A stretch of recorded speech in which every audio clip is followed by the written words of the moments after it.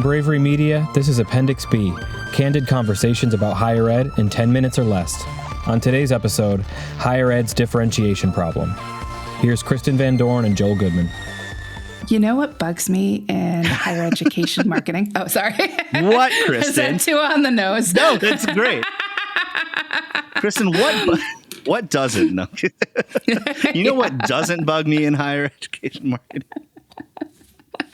So there's a lot of conversation lately about how higher education institutions can differentiate themselves. What do you think about that, Joel? I think it's a really big task. And yeah, if you can differentiate, you probably should. But I don't know that anyone's actually differentiating themselves, because basically the perceived product of this education is the same, right? I mean, like, everyone's pushing their MBA and how their MBA is so different from everyone else. But from a brand perspective, no, you're actually not really differentiating your MBA. From a global popularity perspective, MBAs are, maybe just starting to recover the luster that they once had. And really, it doesn't really speak to the real differentiators that every college or university has. And then to some extent, sometimes you just can't differentiate because you're generic. Okay, I'm going to jump in right there and Perfect. Fully confess, this is a pet peeve of mine. Because everyone wants to differentiate based on what they hear about in corporate marketing, but it doesn't work for the higher ed market at all, or the higher ed model.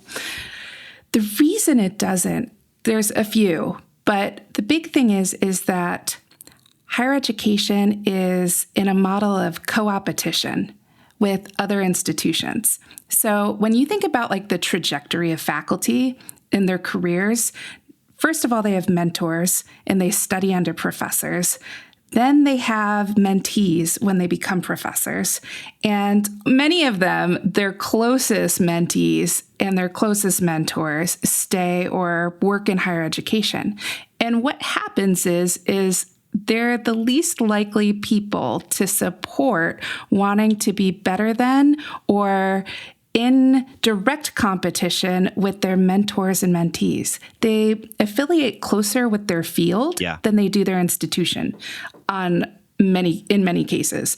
So what happens is they want to back off from any differentiating messaging, not to mention if they've learned from and therefore trained your competition, how different can you be? Not very. Okay, so that's my faculty rant. But then on top of it, you have administration. So when faculty are research active, they're going to have collaborators across the United States in their field. And what's going to happen is when they accept a large grant from a foundation or from the National Institute of Health or the National Institute of Mental Health, one of these big foundational organizations, they're going to want parity across their administration, because if they don't have it, they have to learn how to sequentially allocate grant monies or how to set up funding in different lab settings.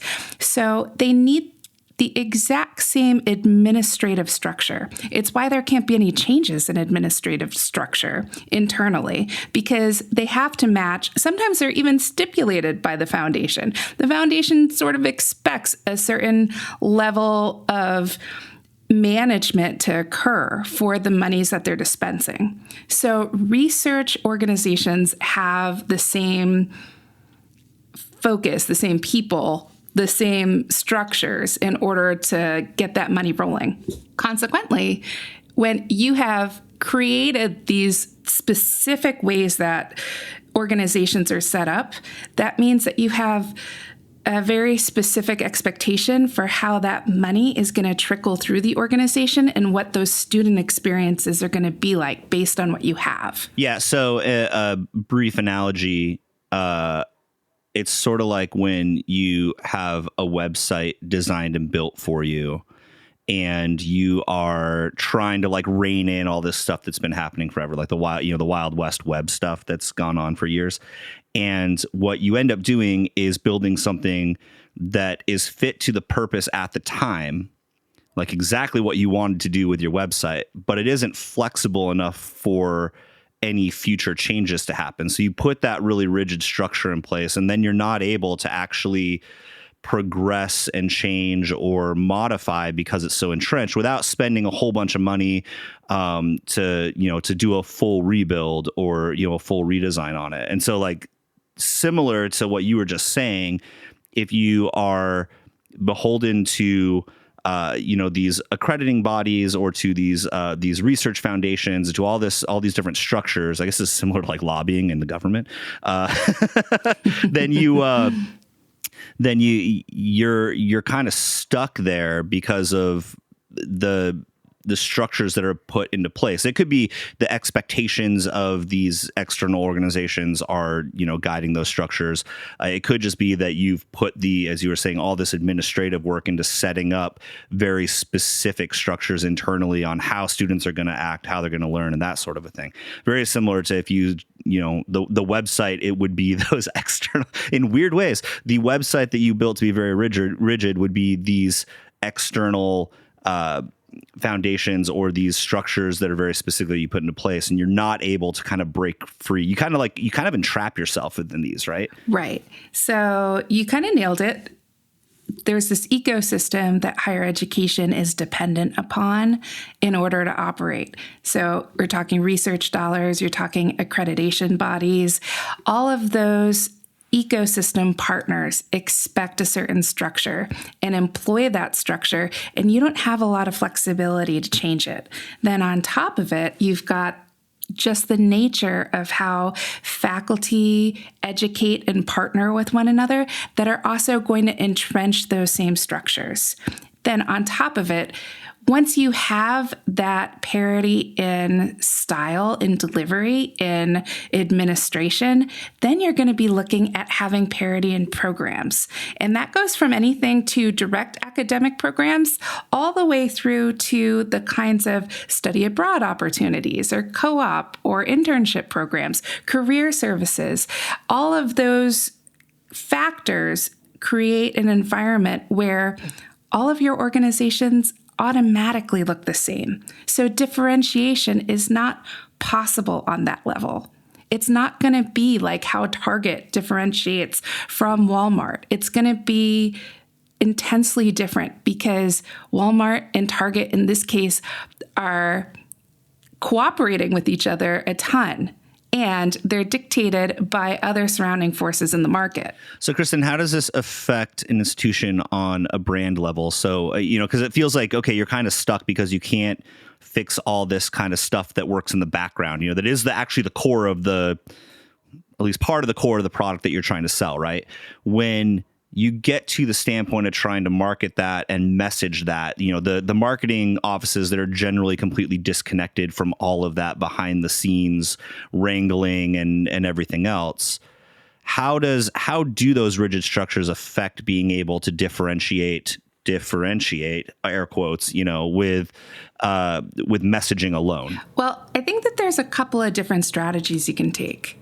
For one, if you adopt a model where you look at learning as being a primarily social endeavor, then you understand that your community is your product.